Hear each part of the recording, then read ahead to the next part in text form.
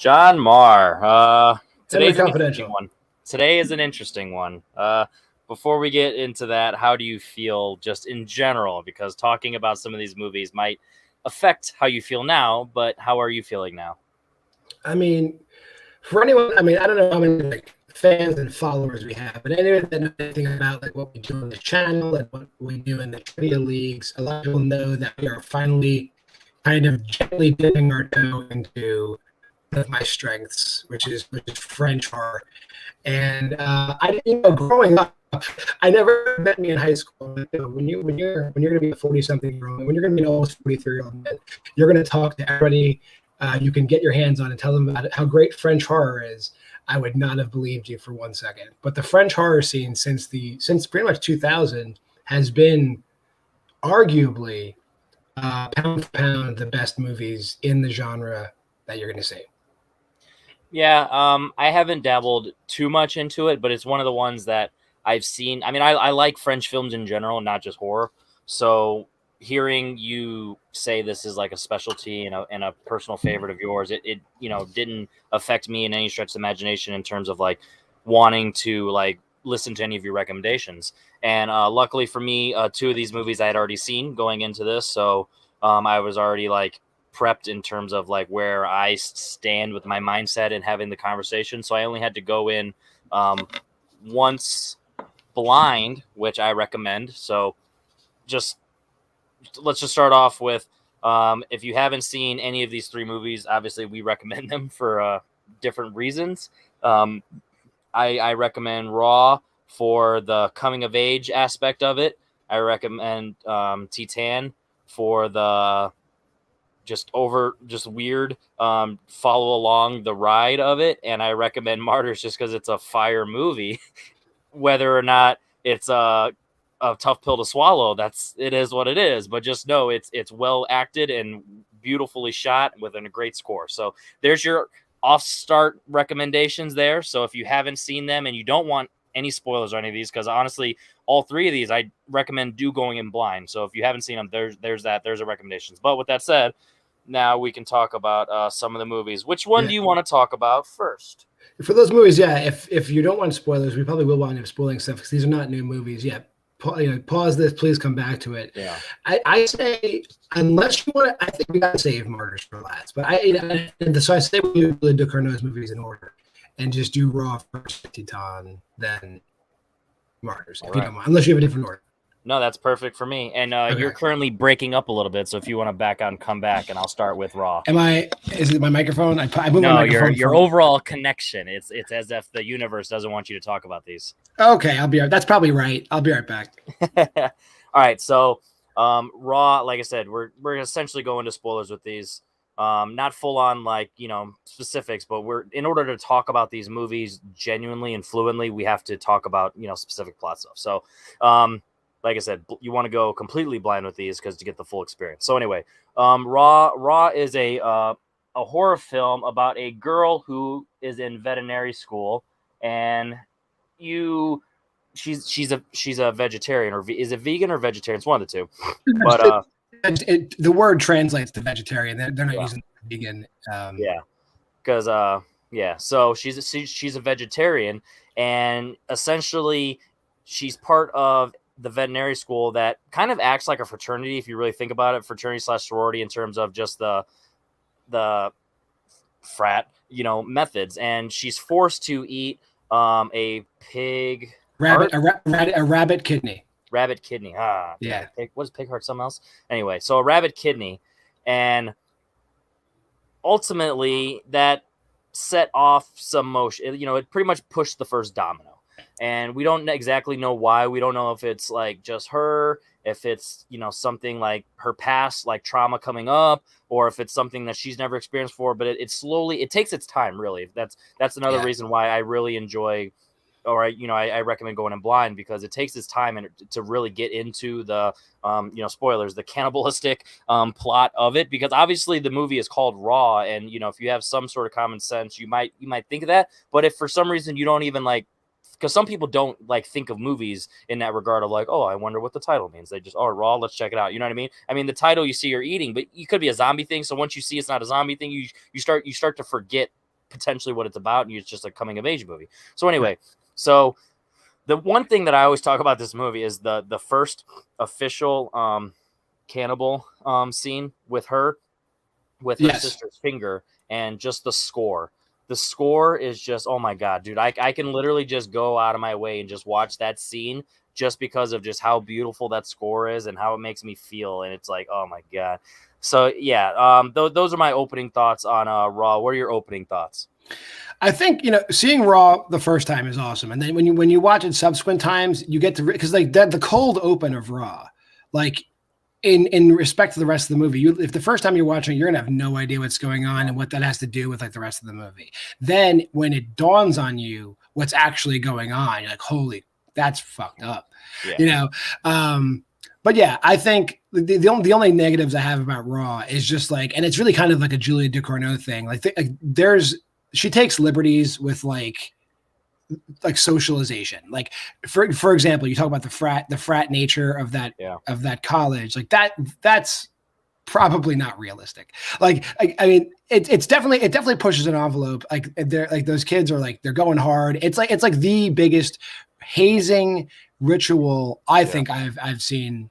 The paint scene's beautiful. Like they definitely it definitely invokes the color. So I mean, I get what you mean. Like that's my only negative, and it's a stupid negative. It's like, it doesn't take away from my love of the movie at all. But I'm like, geez, I would have called the police if somebody did this to me. I would have called the police.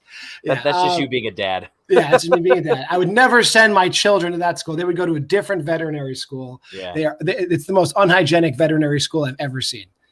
So going further into the relationship between her and the sister, it's one of those where it's just like, something's off, but you don't really know what it is. You know what I mean? Right. Once again, like I said, it takes its time with its story, and as things start to unfold and you realize, like, once she starts chewing on the finger and the sister sees it and she kind of like accepts it, you're like, all right, something really isn't right. And then the whole car crashing scene and going after that guy, like, you're like, oh shit, like, is this about to get dark? And it really doesn't. Like it's like one of those vampire movies. You kind of know where it's going. Yeah. And in the back of your mind, like, you wish the best for them. Like, oh, maybe they can keep this, and they just can't. And you're right, it never gets out of control. There isn't like a, House of a Thousand Corpses level, like, unraveling. Because you can tell that it's essentially just, I hate saying hereditary, but it's like a hereditary thing. It is hereditary. It is hereditary. Yeah. Well, I know, but I didn't want to really say that yet because that's the cool part at the very end. But it's just within. You know what I mean? It's not really a mental thing for them. It's more of a physical, logical, where it's like once it starts, it's like the craving, and it's like a vampire. It's a good allegory, like a vampire thing, where it's like once you start, you have to, but you can kind of go without. Everyone makes fun of Morbius with the blue blood, but like if you had the blue blood, then you don't need the real stuff. You don't have to kill, and it's like essentially with this one, you don't have that desire to kill and to eat human flesh, but you kind of have to. Right. And like I said, with the subsequent rewatches, it really changes the tone of the movie, because then you go in knowing that, yes, okay, now the mother and father know or at least they hope what isn't going to happen. And the sister is also hoping what might not happen. And but then you realize the vegetarian plot and like why and all that stuff. And then exactly. and then just the pressures of the fraternity, because even the sister like eggs her on, knowing the truth. And it's kind of just the pressures of being in society and just kind of like what they're about. And yeah, so this movie and Phantom Thread are like two of the like coolest concepts at the very end of when you realize the twist, in a sense, of like, oh wow, this was a scheme essentially, and like this was known from the get-go, and it's kind of like, all right, an acceptance thing. And when you like, you've always seen like the dad with his lip, but then he slowly starts to take off the shirt and everything. It's just like, fuck, dude, like that's dedication, because you could interpret it two different ways. It's either true love, so it's like obviously he's willing to sacrifice for his love, or he's like, if I don't do this, someone else is going to get hurt. So it's essentially him being a martyr. A martyr, yeah. So yeah, this movie is just, it's one of the, I'm assuming it's the first French horror specifically that I've seen. But this is the one where, and I've seen French films like before this, but this was the first French horror, I'm pretty sure, where I was like, oh, this is like everything with the roommate or, the friend or whatever. And like when roommate / boyfriend. Yeah. However. Yeah. And it's like the leg, and you start like, an American movie, this would have ended up being like a dream sequence or something like this. No, this Yeah. happened. You know what Yeah. I mean? And it's like, that's fucking nuts, dude. And Well, then there's the moment where they make you think, like, did she do that? Like, did she go into like a fugue and do that? And then the sister is there, and you're like, ah, wow. Like, you know, exactly. like, yeah. And it's one of the ones where it's like, once again, it could be, it's just like the domino, like, you know what I mean? It just got started because it's like they really weren't doing that until it just was. And then like they had that fight in like in, you know, parking lot or whatever. Yep. And now you're drawing attention to yourselves, and it's just like, oh my god, all hell is breaking loose. And then they start biting each other, and it's like real, like, whoa, this is not just a normal fight. Like, this movie goes there, but it's beautifully shot. Great sense of music outside of that scene. The acting is great. Like I love that girl, and it's one of those when we're gonna talk about her in Titane. But it's like damn it, I wish she was like in more of it because she's so good and raw. You know what I mean? You really feel for it, and it like every time she like scratches her stuff, you just feel gross. You're like, oh yeah, God. all the scenes like when she's like essentially going through like a metamorphosis, like when she has like the skin, you know, like the skin's like the skin condition and everything, and she's like just like, you know, changing, basically literally going through like a cocoon phase almost to become an adult. Like there's so much like visions and so much you know, what was the word I'm looking for? Not visions, like just there's things you see, the characteristics and things that they deliberately do with the character. Yeah, like it's very uncomfortable. There's a lot of uncomfortable body horror. It's not full on Cronenberg body horror. That's more Titane.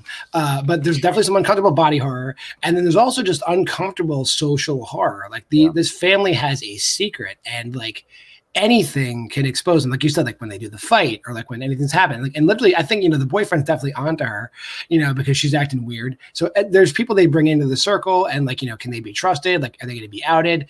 And they're in like this university, like where the parents, like their parents are alumni. So this has been going on for decades, you find out at the end. Yeah. And like everything is just very tenuous, you know, and what they do with the car crashes and everything to satiate the need. Yeah. It's just like, it's so there's tension. There's real tension in this movie. Yeah. And yeah, it's one of those ones where even if you're not a horror person, if you're not into generally the concept of like cannibalism, and if you're not into like foreign films, this is still one that I highly recommend because it covers everything of like the good acting, the good filmmaking, the artistic sense. It gives you that sense of like wonder and intrigue and like ambiguity, but still answering enough, you know what I mean? So it's not too art house. Like it does a good job of like really like being on the border of like different types of films. And I feel like it's like an anomaly of like its own thing. And Titane similarly is like that, but in terms of the step above of the bonkers. Yeah. Well, before we move on to Titane, like, what do you what's your final thoughts on Raw? So Raw has been a 5-star movie for me from jump. Like this movie, I love it. It's been in my top 250, which now I've expanded to top 250, so I can comfortably say like it's been in my top 250 for years. Like I love this movie. Like I said, I've recommended it multiple times to people, knowing that they won't, you know, do it because of just them, nothing with the movie, just because of them, because of the foreign aspect, because of the horror, whatever. But yeah, I love this movie, and yeah, it would be a weird watch along, but I would be down to watch this with people just to get their, you know, reactions and see. Oh yeah, people be freaked out. For me, it's like a 4.5. It's teetering like right there. It's not a perfect movie for me. It's definitely. I mean, I'm entertained bell to bell watching this movie. Like I said, there's a few small things that, like, you know, it makes me suspend my disbelief in like a weird way, which makes me uncomfortable. Not in the way Julia DeCarno intended. It makes me uncomfortable in a whole different way. So that's why it just loses a little bit of points. But the movie's great. Like, you know, I have no technical notes, no plot notes, no character notes. It's just simple little things in the plot itself that bother me. But yeah, it's 4.5 easy. There you go. All right, so I'll let you start off, kind of describe Titane and your initial and overall views on it. All right, Titane, look, I'm not insane, but I am going to explain exactly what happens in this movie. Titane is about a woman who she's a serial killer. First and foremost, a serial killer. And second most foremost, she has sex with cars and trucks. I'm not gonna say that's the entirety of the movie, because it's not. It's definitely the first half. Yeah. She's like a car model. She's like one of those like, you know, like biker babe type people, and she, she's obviously semi-popular because like people will go to see her at the car shows and stuff, and like that's kind of the way she lures a man in and kills him. Then there's just she definitely has like the full-on serial killer like motivation. She's like she kills to kill, and she kills whoever she wants to kill, whenever she wants to kill them. However, this whole having sex with cars is juxtaposed into it, and then one night she kind of kills a few too many people and brings a lot of heat on herself. So she decides to masquerade as a missing male. So she disguises herself as a man and straps her breasts down. How does she do that? Based on like, how does she make her face look like a guy? Like how does she do it? She forcibly breaks her own nose in a very, very uncomfortable scene in a bathroom. And the makeup effects on the broken nose are phenomenal. She looks like a woman, and then she looks like Eminem like 5 seconds later. It's crazy. However, there is a twist. It's very difficult for her to masquerade as a man because guess what? The car she had sex with got her pregnant, and therein lies the drama and tension, because as she becomes increasingly pregnant and is masquerading as this other broken man's long lost missing son, there's a lot of tension. And actually, this is a movie where like it's not so much that is the secret going to come out. It's like how much in denial will all these characters be of what is really going on. And that's basically what it is. Like the cat's out of the bag. The point, yeah. Everybody knows this is what's going on is bullshit, and it just comes to a head. And like I'll kick it back over to you, like on this point, like. So I think this is what really like sets this movie apart in terms of like you're either all in or you're not with the concept from the first 5 minutes. Like there's really at that, but if you're in the first 5 minutes, this last like 20 minutes or so is what makes it stick with you for like potentially ever, because like. The man, he's a masculine firefighter. You know what I mean? He's the boss. Like he's the guy. He's the captain. And you know what I mean? And he's in charge. And he's hanging on by a thread. Exactly. Like he's aging. Exactly. Which he's constantly pumping steroids and all that stuff. Like he's trying to use that to like keep him like in his prime. So he's already like on thin ice. He's already 1 foot out the door type of deal. So it's a combination of getting his son back and dealing with how can like it's like that void is like, all right, so since I can't necessarily be a man for me anymore, I'm going to kind of like put that situation onto my son, and now I'm going to make my son a man. And then it gets to the point once that the reveal is at least officially open, it turns into like a weird like, oh my god, he's going to kill him, she's going to kill him, they're going to kill each other. It's going to be a weird sex thing. Is like, those are like the 3 options. And they kind of hint at all of them for like a millisecond. And then it realizes that the acceptance of like, you're fucked up, I'm fucked up. It doesn't matter what you've done or who you are now. Let's just have each other because we're broken. And that's the beauty of this fucking movie, dude. And that's, like I said, that's the only reason you're going to go back to this movie, because in the first, because you could have this in the background for like the first half hour, first 40 minutes, and just enjoy the bonkers over the top wackiness of it, like the David Cronenberg type of stuff. You know what I mean? But it's that family drama, like that the weird dancing scene, like when she finally gets the chance to like really like be herself and like not even care about sexuality, because dancing can be fluid in terms of sexuality, because you can kind of be feminine as a quote unquote man and like it not be too weird. And it's obviously becomes noticeable amongst the men, but everyone's been drinking and stuff, so like guards are let down and all stuff. It really gets to a point to like above the edge and like kind of like that, I don't want to call it like a phobia or like a fear. Like it has like that borderline of the masculinity stuff, the toxic masculinity thing, where it's like, all right, now this is not cool, or man up, or all that stuff. But it covers all these different elements that are like, you go back and depending on your mood, you can latch on to a different like subplot. And it just like, I think it's beautiful, dude. There's so much layers in Titane. And actually the funny thing about Raw versus Titane is I have the same criticisms of Titane, but like, they set you up that it does, like I can't even criticize it. Like it's like, this is unrealistic. This is a fantasy. It's like, yeah, you knew it was unrealistic 5 seconds in, like, fair enough. I yield on Titane. Like Raw is presenting itself as like something that's like happening in real life. Yeah. Titane has such fantastical Cronenberg-esque elements in the movie that it's like, okay, well, I gotta judge this on face. It's a fantastic movie now because like I'm not gonna say this about this movie.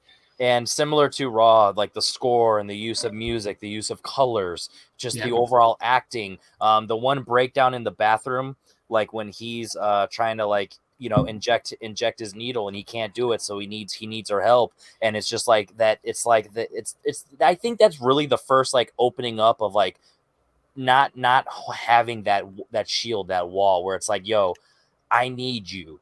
And that's when they're able to help each other, and they kind of had that weird connection. And that's when you're starting to feel like, oh, this is going to get sexual, because you know it could have turned that way, and then it could. They definitely play with that too, and there's a lot of like really unsettling. Like, I mean, Raw has some body horror, I guess, but when you compare it to Titane, there's a lot of really unsettling. And I'm not a woman, but I imagine if I was a woman, it would probably be doubly unsettling because she's like bleeding motor oil and like she's taking on aspects of the machine, down her tits and stuff, and like the destruction of her body is brutal, dude. Like you could just hear the pain and like and everything, and just gets to a point at the very you know when he finally realizes it and he sees that shit, and he's just like, you know, essentially like just don't, you know what I mean? It's like kind of accepting, and it's weird, or he's in denial at first, kind of, you know what I mean? It does. There's like different stages of grief, and like this movie covers a lot of stuff. Dude. There's so much going on. Like, there's so much going on. Like Titane got a lot of attention, and a lot of people like went into it thinking it was gonna be like some like really like a lot of people went into this movie thinking it was gonna be like the kind of movie that gets that kind of praise. A lot of people were just like freaking blown away because like this is not what I was expecting at all. But you can't say anything bad about this movie. You really can't. Like the subject matter is bonkers.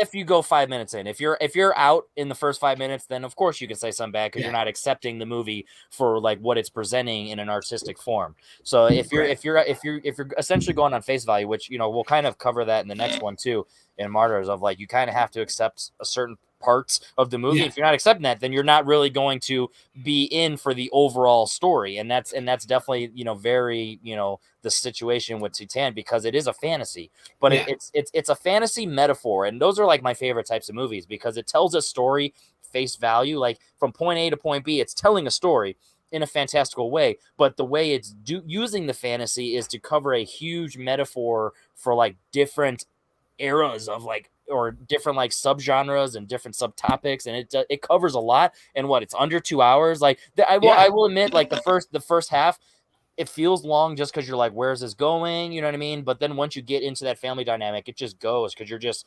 invested in just like the mystery and the intrigue, and just you're worried for both sides really, because you're like, I don't want him to do something dumb, I don't want her to get caught, but also she's a fucking murderer, and it's like you're rooting for bad people, and it's crazy. It makes you root for bad people, and there's just like they're just like not miserable, but they're just like sad and vulnerable, like broken people. Granted, you know, she did it to herself essentially, but like, you know, and this, you know, the firefighter gets dragged into it, but he's grieving, and it just shows the power of grief and how much you're willing to overlook when you're really grieving. And like, you know, at the end of it all, like he comes full circle and he has a new child, you know, at the end of it all. And it's one of the things that they say all the time is like blood's not always thicker than water. It doesn't have, like, it's just about like who you love, like you love and accept, like who's just family can be anybody. You know what I mean? I mean, it's like, you know, we joke about this all the time about like, you know, this community we have and you know, the movie stuff, that none of us are probably ever going to meet each other, but like we think of each other as like really good friends, because at the end of the day we connect, you know, on a certain level, and that's what this movie does. And the last thing I want to say is the one scene when the firefighting scene, and it does a good job of like covering that, and like that's cool, you know, both from like a filmmaking aspect, but also like good tension. Like this movie covers a lot, dude. So yeah, when I saw this movie in theaters for the first time, I went with my buddy, and literally I was just so happy that he hated it so much, because I loved it, and just hearing him not like it, I'm like, yes, that's what you get for not being a happy man. And it was just a good time. So yes, I love this movie. I can't quite put it at a 5 yet, just because it is so bonkers, and I have to kind of like let it sink in for like years and years and years, and like talk about it. You know what I mean? It kind of has to like develop into the cult stuff, just because it is so weird. But it's one of those where it's like, it's, you know, because I don't do half stars, it's at a 4-star, but this would be a solid 4.5. You know. Yeah, I'm kind of right at the same thing. I'm also at 4.5, but I think if you made me choose, is Raw or Titane a 4.5 movie? Titane is a 4.5 movie before Raw is, just because, like, you're right. Like, obviously she's growing as a filmmaker. There's so much that she's done. Like, Raw was beautifully shot as well, but Titane, like, clearly lessons were learned in Raw, and they did more in Titane. Like, the dance choreography is great, and the firefighting choreography is great, and yeah, there's some of the shots are just better. It's and the scene when she's in the apartment and there's like that kind of like low-key orgy going on, like that whole scene is like is awesome. Like there's a lot frameworks of going upstairs and downstairs and like the putting stuff in people's heads and like different stuff. Like it does a good job of like, yeah, the shot selections are definitely really good in this, so I agree. Yeah. So now I'm going to talk about a movie that probably paved the way for everything Julia Ducournau does, which is Martyrs. I got to say, Martyrs coming out like probably 10 years before Raw, right? Is Raw 2017 or 2018? You know, based on releases, but I think 2017 or 2016 going into 17. All right, so like we're going on 10 years almost before Martyrs has been almost a 10-year head start on anything Julia Ducournau did. And Martyrs is a movie that I always tell people there's a few weird, and I'm slightly older than Henry, but there's a few like when I was probably around like an adult, these movies in my 20s started to come out. Like, they're like these really edgy, like not so much Saw and Hostel, like that was kind of like the American thing, but there were like these other like edgy movies that you couldn't really get your hands on. Like Martyrs never had a real release in America, and like stuff like Human Centipede and stuff. Like you started hearing about these movies, and there started to be like this kind of underground discussion of like, okay, what's pushing the envelope, and Martyrs was always in the discussion.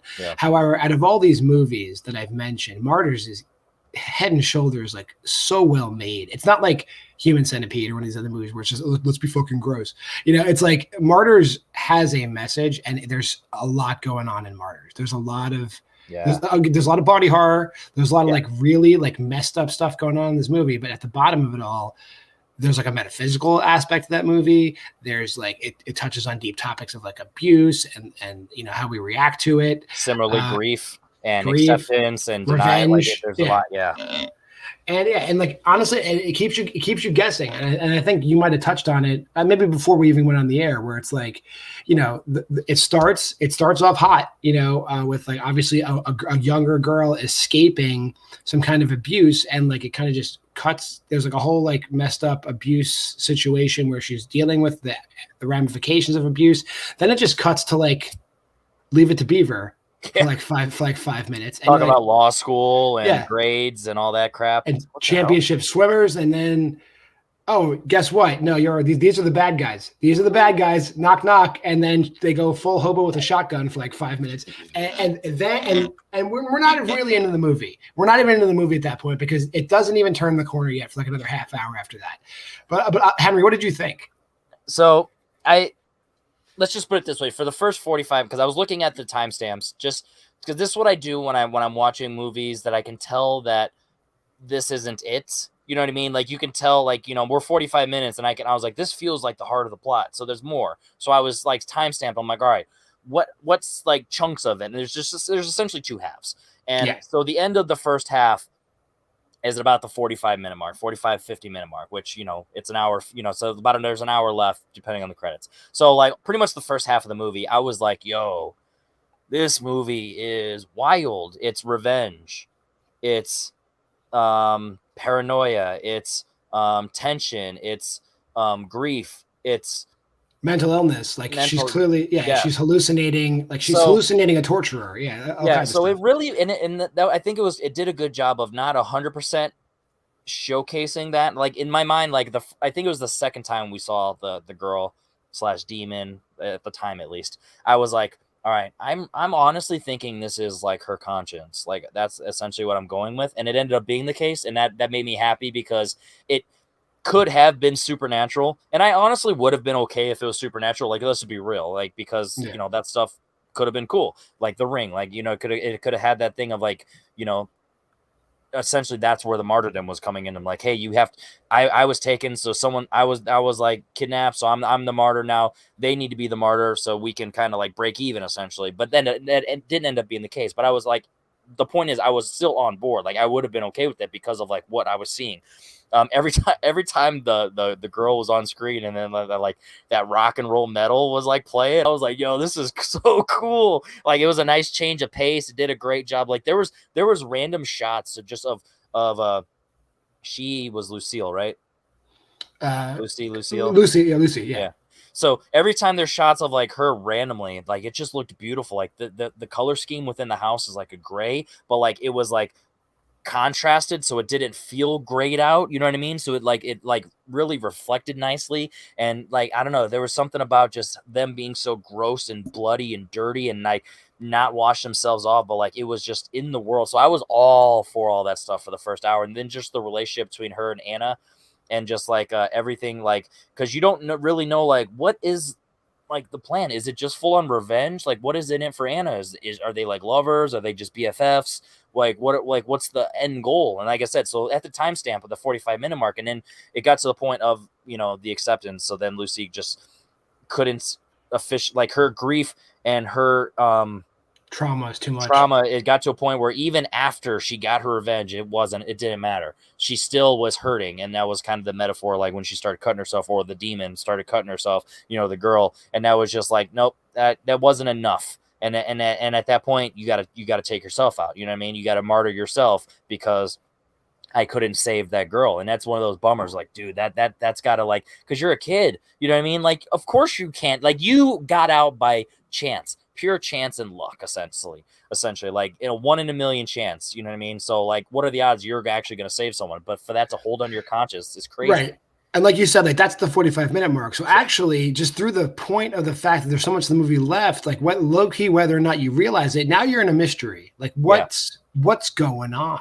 Yeah. And what's this world? Yeah. So then you start discovering that the house is like a front, and there's like a whole torture like chamber underneath the house, because there's a secret society of like psychological, like theological, paranormal experts who are trying to discover like what is there an afterworld. Yeah. Like they have all this data on like people having near-death experiences, or when you're about to die, you go into a catatonic state where you can see the other side, like what's beyond death.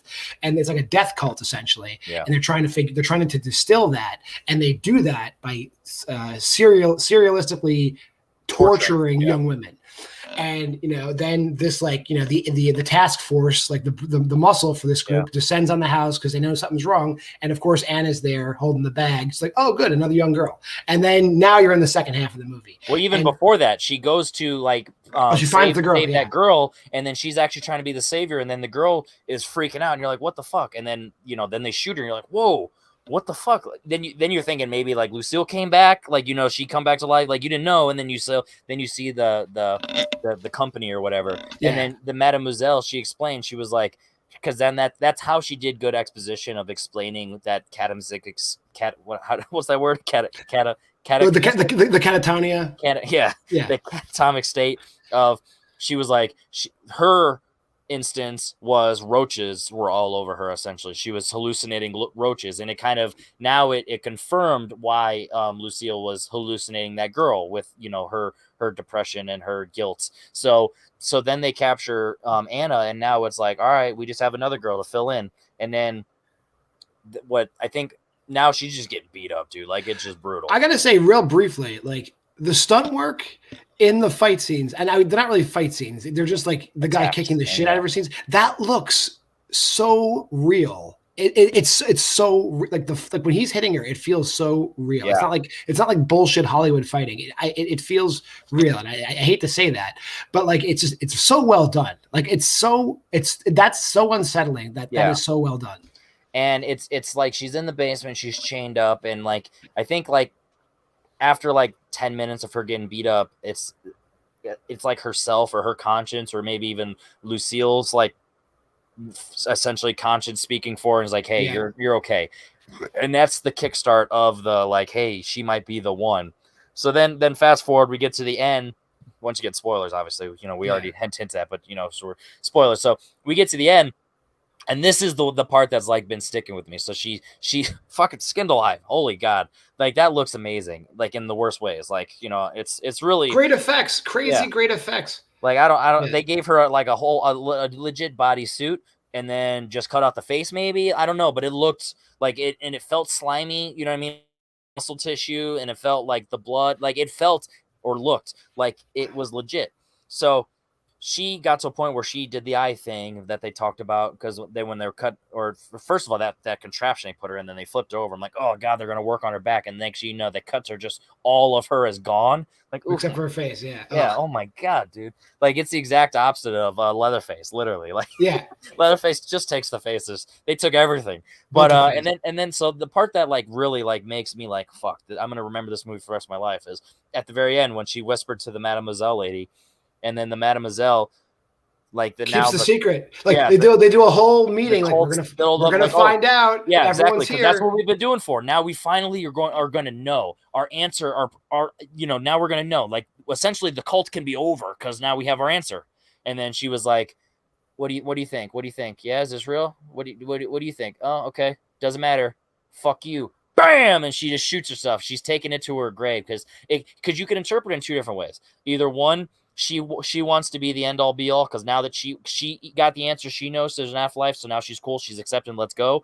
Or it's just one of those where it's like a God complex thing where she's like, now I know, fuck you guys. I took it. I interpret the ending in a totally different way. I took it as she did not get the answer she wanted, and she's finally realizing all the crimes she's committed to get no answer, and she kills her. That's why she says to the guy, "Keep doubting," and she shoots herself. That's my interpretation. No, I like that. That's what I'm saying. Yeah. It literally is so open to interpretation that like it's just like it's gonna stick with me forever because it's like Jesus Christ, dude, this movie. So like I was telling you privately, the first half of the movie, as like gross and like as like awful as it is in terms of just reality and just like a sense of as an audience member, it's so well done and it's so engaging that like this was like top tier. The second half is really good still, you know what I mean? For thematic, it's one of those ones where I say this all the time when I talk about movies like this. I'm like, X, Y, and Z part of the movie I love,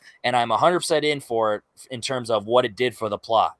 But in terms of my overall enjoyment, not so much in terms of like the rewatchability, and especially this being the it's hard to watch. Yeah, it's hard to watch. Yeah. So it's one of those where it's like I really enjoyed this movie, and I'm really like I went on a spree and I watched a bunch of reviews because I follow a few like horror channels that like cover a lot of movies, but like they either the base of their channel is horror or they mostly cover horror, and almost all of them covered this movie, and it's just like hearing their opinions too of just like, fuck, dude. Like there are movies that are like really good, but like why would you want to watch it again? Yeah. Like this is one of those movies, like so good, but like I'm so good, but I'm good. Yeah, you know that. Yeah, and yeah, so I am glad that we watched this, and it's definitely an interesting batch of these three. Like you said, it kind of like set the tone for like everything that Raw could do of just the body horror of in Raw of like chewing up the people and like the sacrifice, and like it's essentially you're being the martyr, like, you know, sense of that metaphor of like, hey, you know, instead of me killing a bunch of people for cannibalism, I'm just going to take a bit of you here and there. And then everything in Titane of just like, instead of, you know, killing myself or doing something outrageously crazy, we're kind of like gonna stand together and kind of like, you know, fill each other's voids of like what we're missing. And this everything with this like, and I also think Martyrs did a good job of like being a religious movie in a sense, whether it's like anti-religion, pro-religion, cults, however, but it doesn't really like throw it in your face. It just like, we're telling a story. This is a universe we've built. Here's the situation. Here's why we're doing this. Here's all this. And they're like a science cult. They're like a science cult, basically. And it's one of those where it's like, man, it does a really good job. So yeah. How many people have you ever made watch this movie, and what are the general opinions on the people that you've got to watch this? I never make people watch anything. Like I have a crew of people that are always like, what should I watch next? So I have like a handful of people that come to me for that. So I'd say all of them have watched it. So if I count them, I'm still like under 10 people making people watch it. But like, I know a lot of people who have watched it as well. Like there's people other horror people who have seen it because they know to seek it out. But if anybody was interested in this, like genre of film. Like Martyrs is a must see. There's other ones that I would say are must sees. There's definitely other movies that like are fantastic that never saw the light of day in America. And like Martyrs actually got remade. Like I actually I haven't even seen the remake. Cause like Martyrs, cause it was so rapidly after the first one, you know, it was like, you know, let the right one in, let me in time between them. Like it's like they just remade it just to remake it so it could reach a wider audience, I guess, instead of just re-releasing the original. But there's a handful of movies that are like that. And we'll probably cover the other ones down the road, and I'll let you know when we cover them. But yeah, so reach out to us. Reach out to me if you're really interested in jumping the gun. If you want to get ahead of the game, hit me up on hit me up on Letterboxd or whatever, and I will give you recommendations. I will not recommend anything ridiculous. You won't be watching a Serbian film out of the gate. I will ease you in, baby bird. And that's that. I do want to just quickly touch on the concept of the remake. After watching this, I'm intrigued. Just it's essentially like the Old Boy concept of like the American Old Boy is never going to be the Korean version of Old Boy, but I still haven't seen the American Old Boy, and everyone shits on it. Similar to like what I'm hearing about the American remake of this one. But I'm curious in terms of like what were they able to adapt? What liberties did they take? And where did it go wrong? You know what I mean? And I feel like those are the reasons that I want to watch. And essentially same thing with like the remake of Psycho, where it's like, it's a shot for shot remake, but like if it's shot for shot, it should be done right? You know what I mean? So the intrigue of like, how do you screw this up makes me want to at least experience that. So we could probably do an episode down the road. We could do an episode down the road. Like there's very few like remakes where I was like, oh, okay, that was good. Like I'm trying like Funny Games. Only because the same guy. Those. Ironically, this made me really want to watch Funny Games. Like it put it at the top of the list, not because they're the same, but I feel like there was enough elements that I'm like, ooh, I really want to watch those now. Like Funny Games is like near perfect. It's the same guy doing both, so he kind of knew what to do and what not to do. Yeah, but then you have movies like you know Wreck got remade as Quarantine, and that was just like there's so many there's way more misses than hits. Like I can't think of many remakes like, oh wow, thank you for doing that. That's freaking awesome. Like a lot of times, like I take it as an insult. Or nowadays they're remaking movies, but they're totally different movies, you know? So yeah, these are probably discussions, but we could definitely have a remakes episode down the road of just like, you know, what did you think? Should this have been made? Should this not have been made? And I think I'm going to fall on this should not have been made most of the time. But we can do our research and figure it out. I'd be down with that. What did we agree on for next week?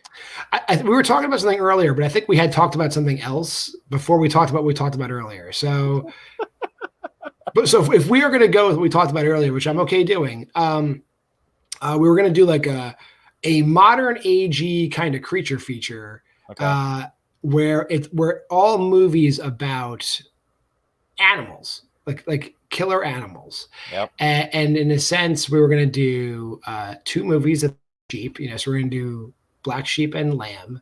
And then just for shits and giggles, we're going to throw in Cujo because, like, you know, why not? Stephen King does everything. And then if we remember what we're going to do, maybe we'll throw an Audible in there because I don't know if any new releases are coming out. I know The Watcher came out. Or no, it's not The Watcher. That's the just Watcher. I am intrigued to watch that, so I don't know if Micah Monroe is definitely awesome. So I'm probably going to watch it either way. So for right now, we have this creature feature. That might be next week. That might be the week after. It might be the next time we have no new releases because we are going into a stretch here in the summer. There's another one I just looked up right now called The Righteous, which is a religious thing, and I just watched Saint Maud, so maybe we could do that. We could do Unholy, Saint Maud, and The Righteous. Yeah, that sounds kind of fun. Three recent. So we'll leave it up in the air. And if you have any ideas of what we should do, get at us. We'll do whatever. But we want to cover new releases. So definitely, we got. Watchers out, or Black Phone's coming out in a few weeks. Oh, I'm so excited for that. Nope will be out before you know it. Yep. And then, like I said, when we were watching Before Men, I got trailers for that. The Menu and Bodies. Like I'm really excited. Ironically, this is a kind of packed horror summer. There's a lot coming out. Like, and honestly, there's probably stuff we're forgetting. Yeah, studios know that horror makes money, so just make it a summer thing too. Who cares? Yeah, they're low. You can do it on a low budget and make a ton. You can get a big return on your investment, and we see that over and over and over again. Yeah. So yeah, I'm excited for this. Like that's why I love doing this. It just expands my new horror fandom. and also just it gives me an opportunity to express it at the same time. It's like, like for example, Raw. Where am I really going to talk about that on a mainstream platform? Not very often. So something like this, where it's like, wow, people wouldn't realize, like, oh wow, not only did you love a horror movie, but you love a French horror movie that much. Yeah, exactly. We'll do. Henry and I are going to give you guys a few options. We'll put a poll up on the page. Ooh, I like that. You vote for what you want us to do. Like, we'll give you the new releases coming out. So we kind of do that new release paired with something we curate, or we can go with one of these themes we've already fleshed out. So we'll put that up on the page. Look for that. I like that a lot. So yeah. So make sure you check out both of us on Letterboxd. Right there, our names. Follow us, because we're going to be watching these and other stuff for studying for trivia and just for our own personal reasons. And then make sure you check out on this channel here specifically. We're both the admins for the Trivia League. There will be trivia singles, and we're starting up teams as well. And make sure you check out everything that John. What else are you doing stuff at? I just came straight from Multiplex Miscellaneous. Your Multiplex Miscellaneous reigning teams champion, myself and Will Cohen. Not your Milwaukee Bears, but the Golden Ticket. That's our normal dad trivia team. We're just the two old dads beating the shit out of all these younger guys in trivia. But that's general trivia. That's stuff that we're supposed to know because we're old. Who was the 14th president? That kind of stuff. But then of course I'm here too. Yeah. There will be trivia. There will be horror. There will be trivia opens. When we just mess around, you'll see me here. You'll see me in Multiplex. I'm at Ontel. Whenever JPO does stuff, I try to jump in. Yeah, I'm around. Any of the suggestions you're seeing once this video ends, I'm probably there. Yeah. Especially nowadays, you're definitely starting to become either one of the community dads or one of the community uncles. So you're definitely there at the cookout. All right. So if you made this far in the video because you randomly clicked on the title because you're a huge fan of French horror, make sure you subscribe to the channel, because not only on Mondays, make sure you hit the bell too, because we never know what time we're on, because you never know if John's got something different or miscellaneous on a Monday that he needs to schedule different, or we have a match scheduled and we got to do all that stuff. But also on Wednesdays we have Let's Rank stuff. Myself and Ospez Hal. This week we're doing Adam McKay. Next week we're doing the Jurassic Park franchise. So with the Dominion coming out, so we definitely got some fun stuff out there. So yeah, can't wait for all that. And so drop that like, comment below which one's your favorite of these three. If you're happy that we recommended Martyrs to you, if you've seen it, what's your opinion? And let us know your thoughts in general. So my name is Henry Confidential. That is John Marr. This is where we talk about horror, because every day is horror in my life. I can't speak for you. Bye, guys.